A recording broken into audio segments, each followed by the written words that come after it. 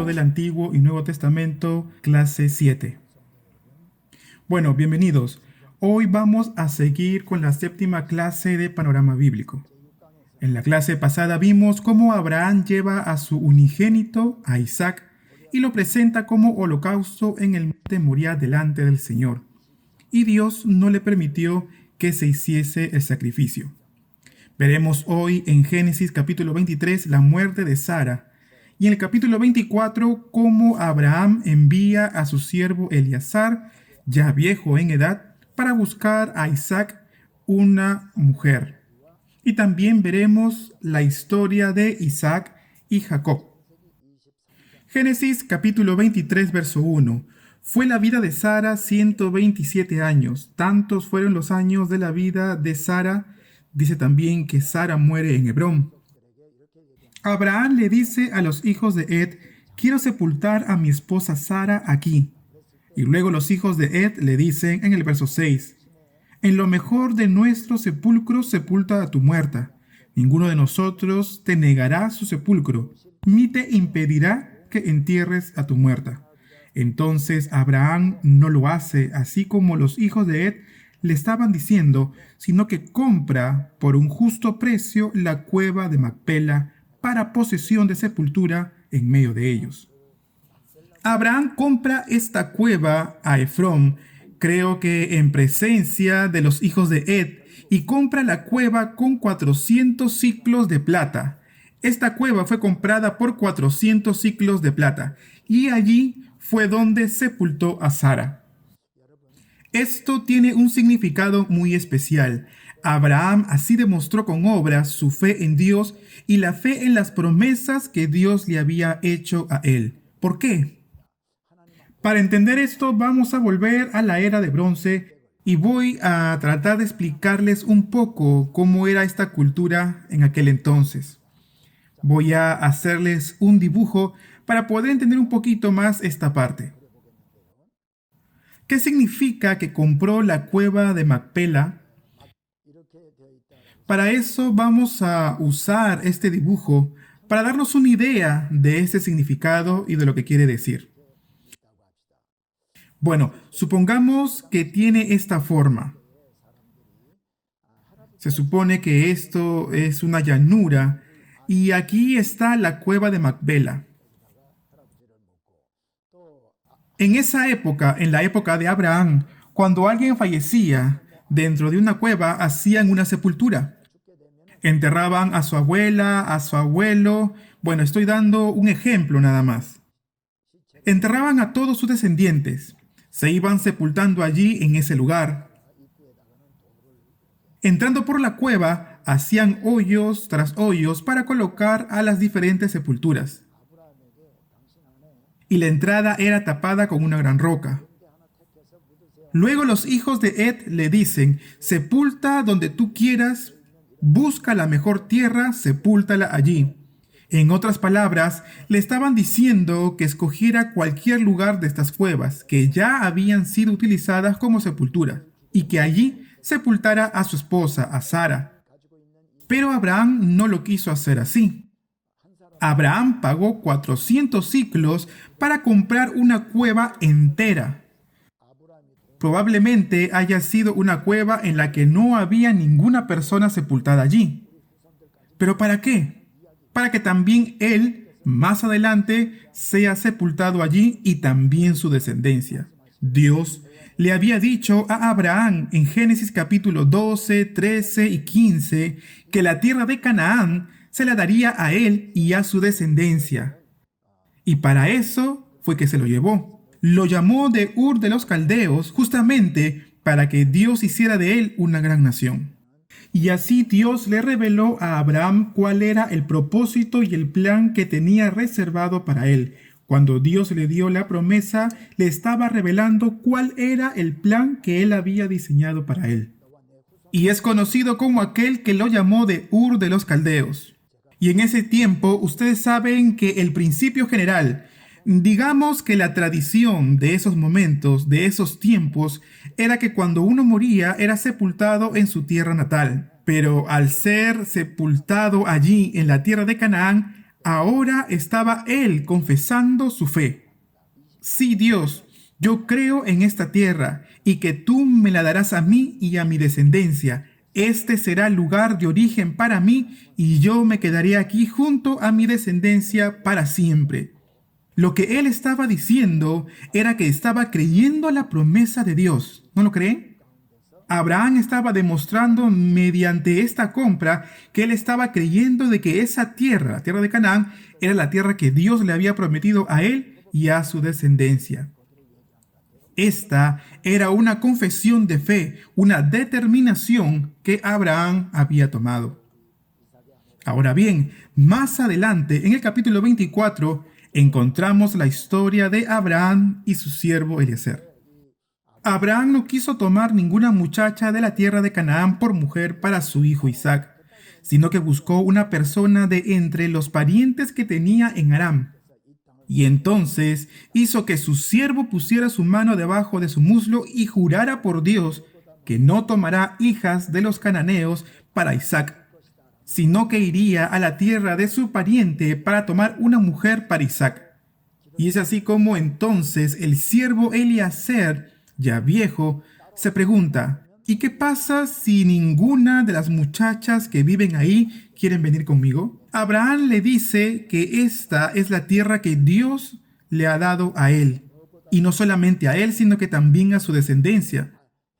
Y si no quisiera venir ninguna persona, entonces él sería libre del juramento. Mas Dios enviará a su ángel delante del siervo para poder conseguir su cometido. Después de esto, el siervo Eliezer parte con muchos bienes que servirían como parte del dote matrimonial. Ahora bien, les quiero mostrar un mapa. ¿Ven este círculo que está aquí? Este es el lugar donde estaba Abraham. Entonces, en la parte de aquí, para poder llegar hasta Harán, que se encuentra acá, quiero que se fijen en la distancia. Son más o menos unos 900 kilómetros de distancia. Entonces, imagínense, tendría que caminar por lo menos unos 1000 kilómetros. Y no solamente él, con 10 camellos. Dice la palabra que Eliezer sale con 10 camellos y camina unos 20 días para poder llegar a Padán Aram. Cuando Eliezer llega al pozo de aquella ciudad, allí ora a Dios y le dice, Dios, pronto van a venir las doncellas y entonces vendrán a buscar agua. En el Medio Oriente, las mujeres salían a buscar agua y evitaban que fuera al mediodía, sino que venían al atardecer para evitar un poco el calor del día. Entonces Eliezer dice, pronto saldrán las doncellas a buscar agua en el pozo, y cuando yo pidiere a alguna de ellas agua, permite que la doncella que ofrezca no solamente a mí agua, sino que también a mis 10 camellos, ella sea la doncella que tú tienes preparada para Isaac. Y es así como Eliezer pide esta señal a Dios. Terminando él de orar, viene una mujer, y ella es Rebeca, la hermana menor de Labán e hija de Betuel. Rebeca entonces, que había venido a buscar agua del pozo, estaba a punto de volver a su casa cuando Eliezer se le acerca y le dice, te ruego que me des a beber un poco de agua. Entonces ella le dio de su cántaro. Pero ella también le dice, también le daré de beber a los camellos. Y así fue respondida la oración de Eliezer en forma inmediata. Amados seminaristas, esta oración que fue respondida de manera inmediata, nosotros podemos decir, pero esto pudo haber pasado. Eliezer pidió algo factible, algo fácil de hacer, algo muy probable. Y la mujer cumplió esa señal, pudo haber sido producto de la casualidad, porque todas las doncellas iban y sacaban agua del pozo. Pero esto en realidad es una forma equivocada de ver la palabra de Dios. La oración que pidió Eliezer fue una oración con una petición imposible. Fue una señal que solamente con la intervención de Dios se pudo dar. Y para que pudiera servir como señal, él debió haber pedido algo imposible, ¿verdad? Algo que no deje duda que la persona que Dios haya escogido sería aquella mujer. porque en realidad era algo imposible lo que Eleazar le está pidiendo a Dios. Entonces, retomando, esta es la ruta la cual se dirige a Aram. La imagen que están viendo en la pantalla, esto que están viendo es un pozo típico del Medio Oriente antiguo. Amados, cuando uno tenía que sacar agua del pozo, es muy diferente a como cuando uno abre la llave del grifo y recibe el agua. Porque en el pozo uno tiene que echar el cántaro, luego subirlo con una cuerda y en realidad exige un esfuerzo y un esfuerzo muy grande. Ahora, los camellos toman mucha agua y no estamos hablando de un solo camello, sino de 10 camellos. 10 camellos que caminaron unos 20 días por el desierto. Cuando los camellos toman agua, dicen que toman agua y toman entre 100 litros a 130 litros por vez. Y dicen que no se demoran ni 10 minutos en beber esta gran cantidad de agua. En términos de galones serían unos 20 a 30 galones y en términos de litros entre 80 a 130 litros de agua es que beben cada camello. Ahora, imagínense estos números por la cantidad de camellos que Eleazar había traído. Eran 10 camellos. Es mucha cantidad de agua que ella tendría que haber sacado del pozo para poder cumplir su promesa a Eleazar. Serían 1, 2, 3, 4 veces, 5 veces. En realidad era muy difícil para una mujer cargar tanta cantidad de agua. Si el darle de beber a una persona ya era trabajo, ahora encima ella le ofrece darle de beber a los 10 camellos.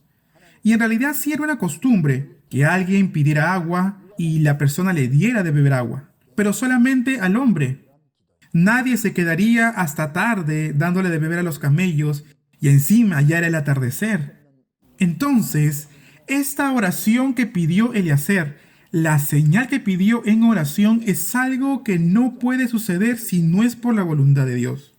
Pero si fuera la mujer que Dios escogió que mostrara esta señal, que sea ella quien se ofreciera a darle de beber a los camellos, y a esto lo llamamos señal. ¿Por qué?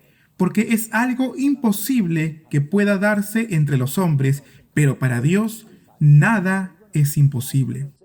Él pidió una señal, y en hebreo, semión es una señal. Y del semión viene la palabra señal. Las señaléticas de la calle también son señales, por ejemplo, una señalética que nos indica que estamos cerca de una escuela o las señaléticas de algún local. ¿Qué nos dicen estas señales? Que aquí hay un colegio, que aquí hay una peluquería llamada tal, que aquí hay un local comercial. Nos da a conocer de esta manera lo que nos quiere comunicar. En la Biblia encontramos muchas señales también. Por ejemplo, en las bodas de Caná, Jesús convirtió el agua en vino y por medio de esta señal nos dio a entender a nosotros que Él no era un simple ser humano, sino que era el mismo Dios que había venido a esta tierra. Cuando los discípulos de Jesús estuvieron ante una gran tempestad, Jesús reprendió el viento y se hizo grande bonanza. Después de este acontecimiento, ¿cómo reaccionaron los discípulos? ¿Quién es Él que aún los vientos le obedecen? ¿Qué significa esto? Que aquel que calma a los vientos no es un ser humano igual a nosotros, sino que Él es Dios. Entonces, este suceso lo podemos considerar que es una señal más que Dios nos concede. Bueno, entonces aquí se encuentra Rebeca con Eleazar. Le pregunta a Eleazar, ¿quién es ella? Y él responde, ¿quiénes son sus padres, sus abuelos, etcétera? Ella responde, soy hija de Betuel, hijo de Milca, el cual ella dio a luz a Nacor. ¿Y quién es Nacor? Es el hermano de Abraham. Betuel es sobrino de Abraham y Rebeca sería sobrina de Isaac, porque es hija de un primo de Isaac. Entonces, Eliezer, al enterarse de que es pariente de Abraham, va a morar a su casa. Allí, en casa de Rebeca, le sirven la cena y antes de comer, Eliezer le dice, no comeré hasta que haya dicho mi mensaje. Y entonces le contó cómo Dios le había prosperado en el camino. Labán, Betuel escucharon atentamente a Eliezer, y es así como él cuenta el mensaje que le había encomendado su amo. Cómo Eliezer oró junto al pozo y se encontró inmediatamente después con Rebeca. Y cómo también él entendió que Rebeca era la doncella que Dios había preparado como esposa para Isaac. Entonces Betuel y Labán dicen: de Jehová ha salido esto, no podemos hablar de malo o bueno. Y le dice a Eliezer: toma a Rebeca y vete, que sea mujer del hijo de tu señor. Después de esto, recién ahí, el criado comió. Ahora, ¿pueden ustedes imaginarse? Este hombre había recorrido 20 días a través de todo el desierto para poder llegar hasta ese lugar. Obviamente no había comido bien en todo ese tiempo, y en medio de la oración se encontró con Rebeca, y entonces pudo cumplir con el llamado que el amo le había encomendado. Y nosotros, amados seminaristas, ¿qué habríamos hecho en su lugar? Comeríamos primero, ¿verdad? Por el hambre, y ya después tendríamos tiempo de conversar con Betuel y con Labán. Claro, después de haber llenado nuestro estómago en primer lugar, habríamos dado el mensaje y contaríamos el mensaje del amo, ¿verdad? Pero Eliezer era un siervo fiel. Primero antepuso las necesidades de su amo antes que los suyos propios. Es por eso que nosotros recordamos a este siervo Eliezer como el siervo fiel de Abraham. Y al día siguiente en la mañana, ¿nosotros qué haríamos? Si fue un viaje de 20 días, ¿no nos quedaríamos un poco más de días para poder descansar y también para darle tiempo a Rebeca, y de ahí recién partiríamos y volveríamos a casa? Pero Eliezer solicita al padre de Rebeca poder llevarse a su hija con él en ese momento. Es por eso que ellos le responden a Eliezer y le dicen: no sabemos cuándo la volveremos a ver. Danos al menos 10 días para que nosotros podamos pasar más tiempo con Rebeca y así también consolarnos de la tristeza. ¿Cómo es que te la vas a llevar ahora mismo? Vamos entonces a preguntarle a Rebeca. Y si ella quiere y está de acuerdo, que sea así como ella decida. Es así como entonces le preguntan a Rebeca, y Rebeca dice que sí voy a ir con él. Inmediatamente se montaron en los camellos y se fue el siervo junto con Rebeca, y ella se convirtió en la esposa de Isaac. Este es en rasgo general el contenido del capítulo 24 del libro de Génesis. Y es así como culminamos entonces la historia del siervo de Abraham. Ahora, volviendo a la historia de Abraham, Abraham muere y ahora comienza la historia de Isaac. Podemos decir varias cosas sobre Isaac, pero lo más importante de Isaac es que cuando él era joven, obedeció a su padre. Cuando su padre quiso ofrecerlo como holocausto en el monte Moriah, él no se resistió, sino que obedeció también. Isaac vivió un tiempo en Filistea, también en Gerar, también en Egipto, y presenta a su esposa Rebeca como su hermana. Así como Abraham, su padre, había presentado a su esposa como su hermana, Isaac, viendo que Rebeca era hermosa, temía que alguien pudiera matarle a él para quedarse con su esposa, y es por eso que la presenta como su hermana. También sabemos de Isaac que tiene 2 hijos con ella, Esaú y Jacob. Ellos eran mellizos. Orando a Dios recibió a estos 2 hijos, pero aun cuando ellos estaban en el vientre de su madre Rebeca, ya estaban peleando. Consultó con Dios y Dios le dijo: 2 naciones hay en tus senos, y sus pueblos serán divididos desde tus entrañas. Un pueblo será más fuerte que el otro, y el mayor servirá al menor. Al oír esto, aunque la Biblia no lo dice, pero Rebeca debió haber guardado esto en su corazón. Cuando ya Isaac está viejo, se le oscurecieron los ojos y perdió la vista. También dice la Biblia que Esaú fue cazador y Jacob habitaba en las tiendas. Entonces un día el padre Isaac le pide a Esaú que le traiga caza y que haga con él un guisado como a él le gusta. Luego lo comerá y le bendecirá antes de morir. ¿Por qué? Porque él era el primogénito, e Isaac estaba dispuesto a darle la bendición de la primogenitura. Entonces, al escuchar esto, Rebeca, entendiendo lo que su esposo estaba pensando hacer, cuando Esaú había salido de casa, Rebeca llama a Jacob su hijo diciendo: tráeme 2 cabritos de las cabras, yo te voy a hacer un guisado, se lo llevarás a tu padre y tú vas a recibir la bendición. Aparentarás ser Esaú y vas a recibir la bendición que habría de recibir tu hermano Esaú. Al escuchar esto, Jacob dijo: pero yo soy lampiño y mi hermano es velludo. Mi padre se dará cuenta quién soy yo en realidad y me maldecirá en lugar de bendecirme. Entonces su madre le dice: no te preocupes.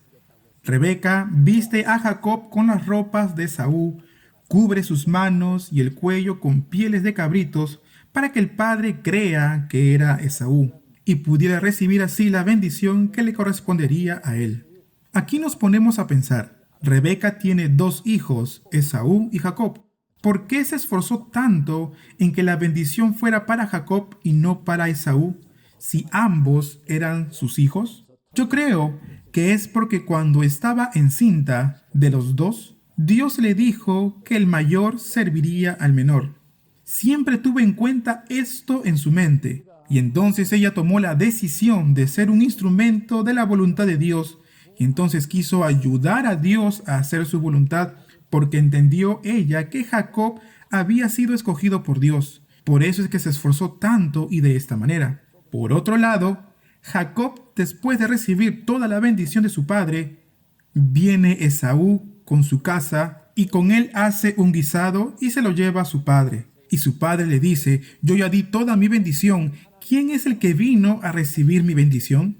Y se dan cuenta que fue Jacob quien había engañado a su padre y a Esaú su hermano. Esaú, al darse cuenta que había sido engañado y que no había obtenido ninguna bendición, llorando ante su padre le dice: dame tu bendición. Pero Esaú se consolaba con la idea de matar a su hermano cuando su padre muriera. Su padre Isaac y Rebeca, sabiendo lo que Esaú pretendía hacer, mandan a Jacob a la tierra natal de Rebeca y dice que huya allá a esas tierras, y cuando a Esaú se le pase el enojo, lo mandarían llamar. Y es así como Jacob va hacia Padam Aram. Vamos a ver cuál sería la ruta que recorren. Para poder llegar hasta este lugar, creo que salen de Beerseba, vivían en Beerseba. Acuérdense que aquí está Jerusalén y al sur está Hebrón, y al sur también se encuentra Beerseba.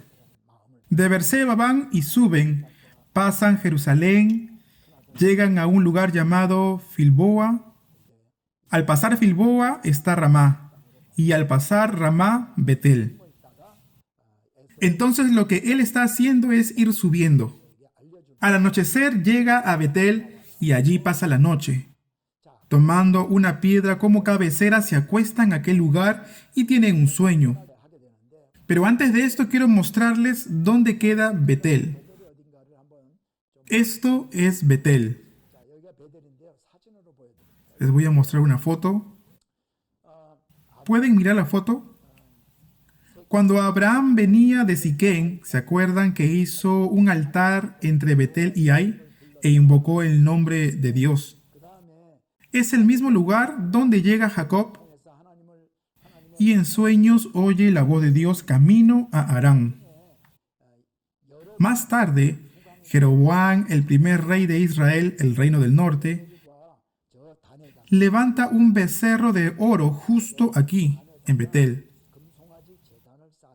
Por eso les muestro estas fotos.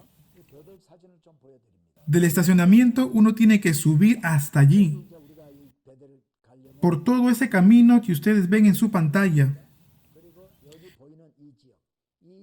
Esta parte de aquí, la que están viendo, correspondería al lugar en donde sucedieron los acontecimientos bíblicos. lo que yo les estoy diciendo. Como dicen los arqueólogos, aquí Jeroboam habría levantado el altar de becerro de oro. Ven varias piedras aquí. Y también dicen que Jacob habría dormido con piedras como cabecera en este lugar. Y Jacob en el sueño ve una escalera. Su extremo toca el cielo, y los ángeles subían y descendían. Se oye la voz de Dios diciendo: la tierra en que estás acostado te la daré a ti y a tu descendencia. Yo estoy contigo, te guardaré y volveré a traerte a esta tierra. Y es así como le da esta promesa. A la mañana siguiente, Jacob toma la piedra que tomó como cabecera, echándole aceite allí, derramando aceite encima de la piedra, le dice a Dios: si fueras conmigo, me guardares en este viaje, me dieres pan para comer y vestido para vestir, y si volviera en paz a casa de mi padre, tú serás mi Dios, y esta piedra que he puesto por señal será casa de Dios, y en todo lo que me dieres, el diezmo apartaré para ti.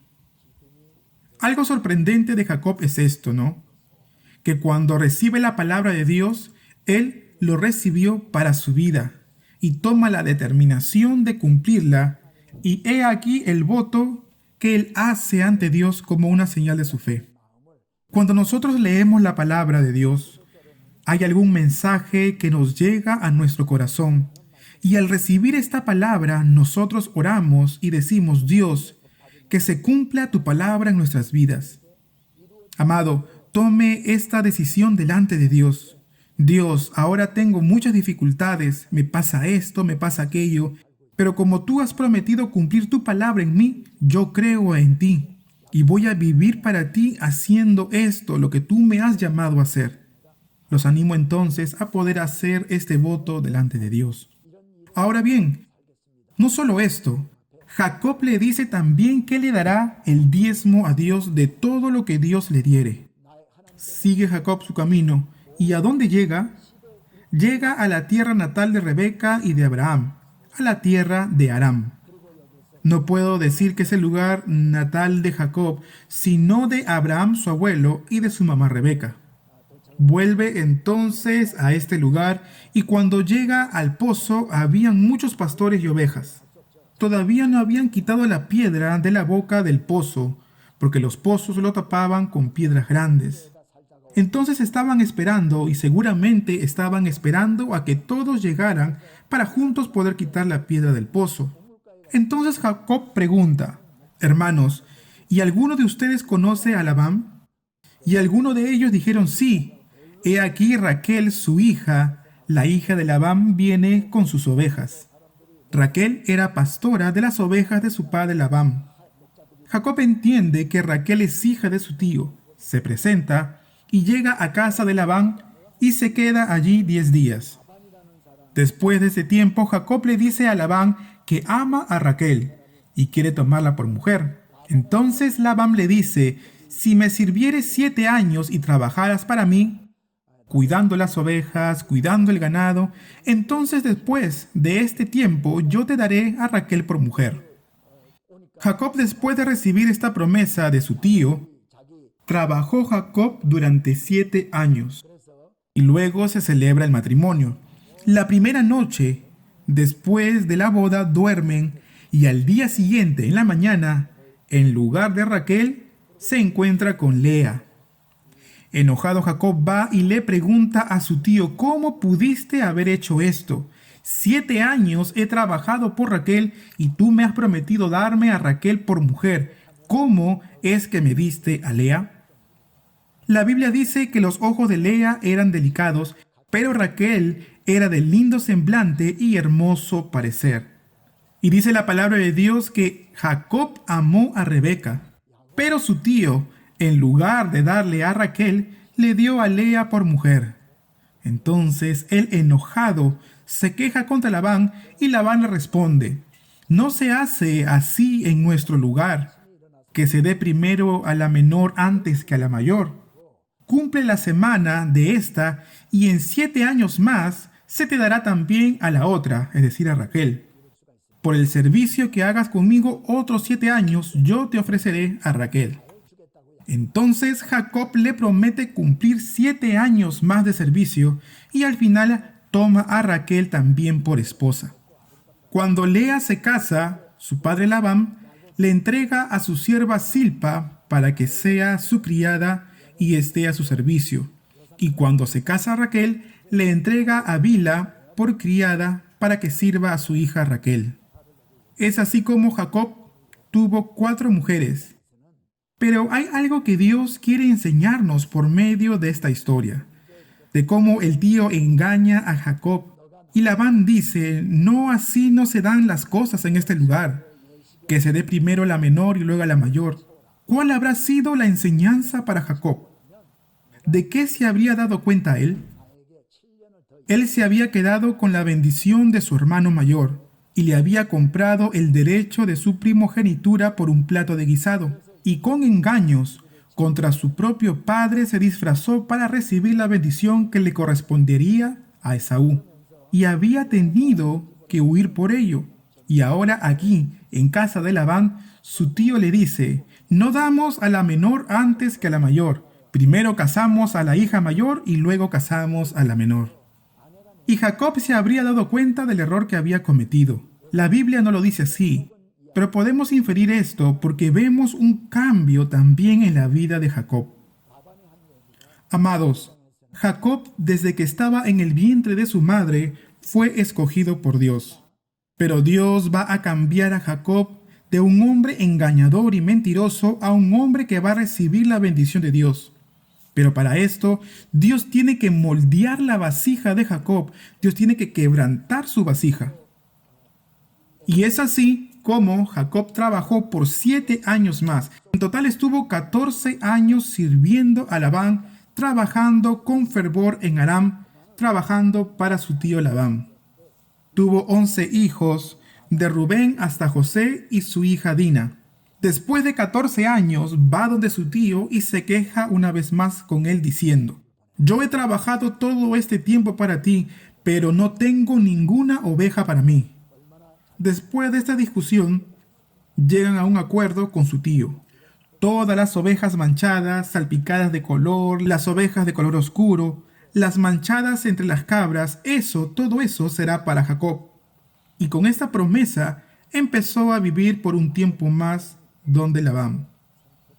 Entonces Labán, para evitar que nazcan animales salpicados de color o manchados, separa las de color blanco y las de color oscuro, y a 3 días de camino se las lleva. Y le da a Jacob a criar solo las ovejas blancas. Pero Dios lo bendijo, y todos los que nacieron a partir de ese día estaban salpicados de color, y fue una intervención de parte de Dios en favor de Jacob. La Biblia dice que Jacob ponía varas verdes de álamo, de avellano y de castaños, y descortezó de ellas monduras blancas, descubriendo así lo blanco de las varas, y ponía las varas que había mondado delante del ganado en los canales de los abrevaderos del agua donde venían a beber las ovejas cuando se procreaban. Y así concebían borregos grisados, pintados y salpicados de diversos colores. Pero sabemos que esto en realidad fue una intervención de parte de Dios. También podemos ver el trabajo duro y arduo de parte de Jacob, su esfuerzo humano de procurar que el ganado, el rebaño, fuera de diverso color. Pero lo cierto es que Dios le bendijo. Todo lo que nació a partir de ese día eran grisados, pintados y salpicados de colores. Y pasaron 20 años desde que llegó a Aram. Se multiplicó su ganado, tenían muchos hijos, 11 hijos varones y una hija mujer. Dios un día le dice que se vaya a la tierra de sus padres. Le dice, ve a tu tierra natal, y es así como él sale de aquel lugar. No le dice nada a Labán su tío que va a volver a la tierra de Canaán, sino que huye con todas sus pertenencias y con sus hijas. La Biblia no dice por qué tomó esta decisión Jacob. Quizá porque tenía miedo de que Labán no le dejara partir. Entonces huyó y recién al tercer día Labán se da cuenta de que Jacob había huido con sus hijas y con todo el ganado. Y es así como Labán los persigue por 7 días hasta que los halla. Y al final, allí llegan a un acuerdo y ya no les hace más problemas Labán y deja que Jacob se vaya con sus hijas junto con todo el ganado y hace un pacto con Jacob y levantan por señal una piedra que le servirá de testimonio entre ambos. Quiero mostrarles la ruta que Jacob habría tomado. Descendió de ahí, de Aram, llegando cerca del río Jaboc. Llegó a un lugar llamado Mahanaim, y ahí lucha con el ángel de Dios. Entonces el ángel, viendo que no podía con Jacob, tocó en el sitio del encaje de su muslo y se descoyuntó el muslo de Jacob. Antes de mostrarle más fotos, quiero mostrarles una vez más el mapa. Cuando descendió, debió haber tomado esta ruta, por este lado. Aquí hay un río, el río Jaboc, y se encuentra cerca de Rabá, que es la ciudad capital de Amón. ¿Lo pueden ver aquí? Aquí dice Rabá. Hoy sería la ciudad capital de Jordania. No se ve aquí tampoco.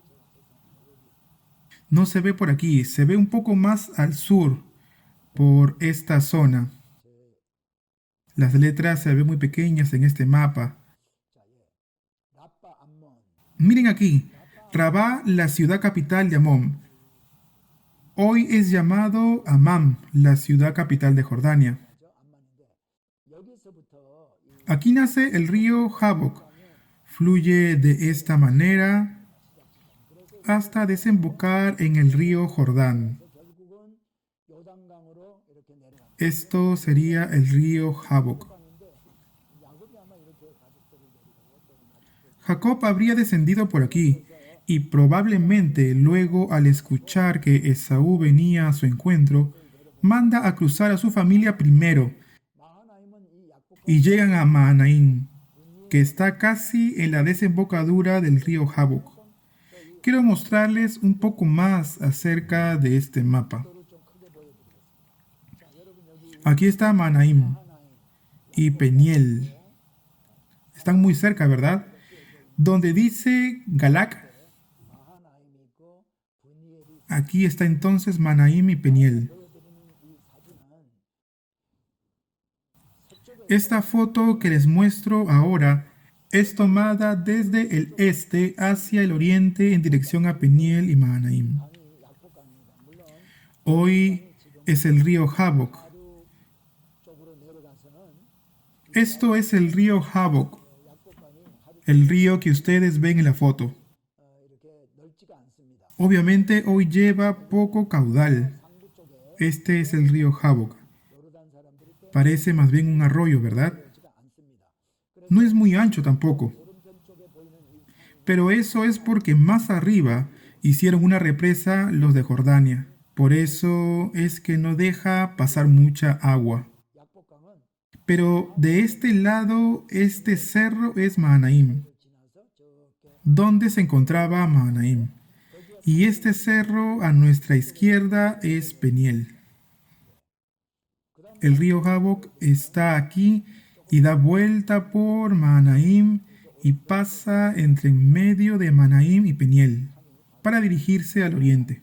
Y el agua fluye en esta dirección. Aquí hay un poco más de caudal en esta foto.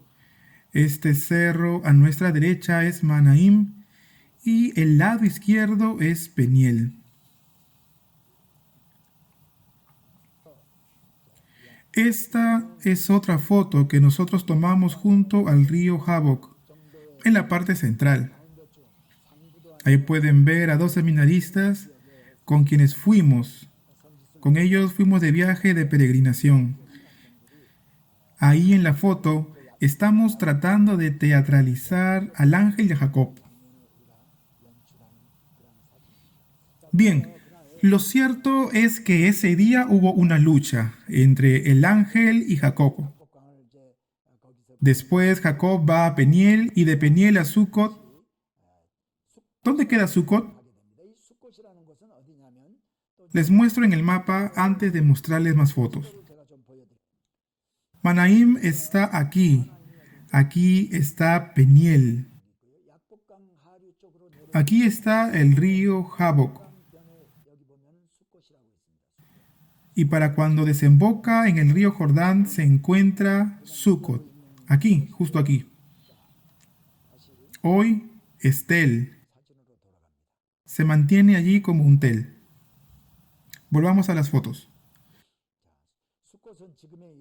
Sucot se llama Deir Alá. Es el nombre de un tel. Este es el camino junto al Jordán. Del lado derecho, en el medio, esta colina es Sucot. Allí se habría asentado Jacob buscando un lugar donde dejar su ganado. Ahí también habría construido tiendas. Después cruzaron el río Jordán y fueron a Siquem. Como nosotros sabemos muy bien, Siquem es la primera ciudad a la cual llegó Abraham a vivir en tierra de Canaán. Jacob, cuando vuelve de Aram, va a Siquem a vivir allí. Y allí, Siquem, hijo de Hamor Ebeo, príncipe de aquella tierra de la ciudad, se acuesta con Dina deshonrándola. Y entonces los hermanos de Dina, Simeón y Leví, van a tomar venganza, van a mentir a los hombres de Siquem, incitándoles a ser circuncidados. Y en el día de mayor dolor, ellos van y matan a todos los varones de la ciudad. Jacob se enoja muchísimo al enterarse de esto. La historia que ocurrió en Siquem lo veremos más adelante con mayor profundidad en la siguiente clase, en la clase número 8. Muchas gracias por el esfuerzo que han hecho para estudiar en esta clase. Nos vemos en la clase número 8. Cada día yo estoy grabando una clase. Ayer no pude grabar la clase 7, lo estoy haciendo hoy. Así que les pido también su comprensión. Nos vemos en la clase número 8. Muchas gracias. Que tengan paz. Hasta la próxima.